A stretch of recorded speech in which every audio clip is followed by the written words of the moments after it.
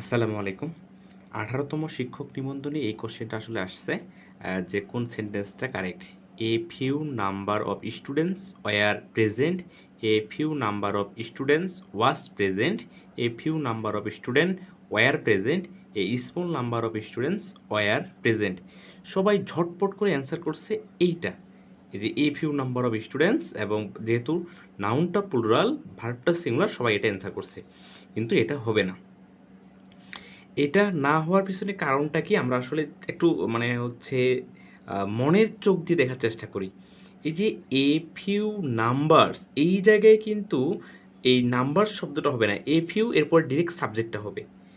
আর যদি আপনি নাম্বার শব্দটা ব্যবহার করতে চান তাহলে এইরকমভাবে বসবে, লার্ক, স্মল, গুড, এই শব্দগুলো বসতে পারে। A large numbers of students, teachers, এরকম আসতে পারে, অথবা এ স্মল নাম্বার, এই টাইপের আসবে।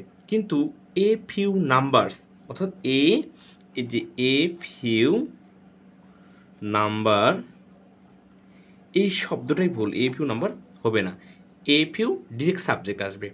এখানে আরও একটা বিষয়, এই যে এই স্ট্রাকচার অনুযায়ী আপনার সাবজেক্টটা হবে প্লুরাল, ভার্বটাও হবে প্লুরাল। এটা একটু খুব ভালো করে মনে রাখতে হবে। আমরা আসলে এই কোশ্চেনটা দেখার পর ঝটপট করে অ্যান্সার দাগাই যে আসলে এইটা অ্যান্সার দিয়ে দিই, যে এ ফিউ নাম্বার অফ, সাবজেক্টটা প্লুরাল, ভার্বটা হচ্ছে সিঙ্গুলার, কিন্তু এর আসল অ্যান্সার হচ্ছে একদম অ্যাকুরেট আছে। এটা কিন্তু রেফারেন্স বুক থেকে এই এক্সাম্পলটা নেওয়া। A small number of students were present, সঠিক অ্যান্সার হচ্ছে এটা।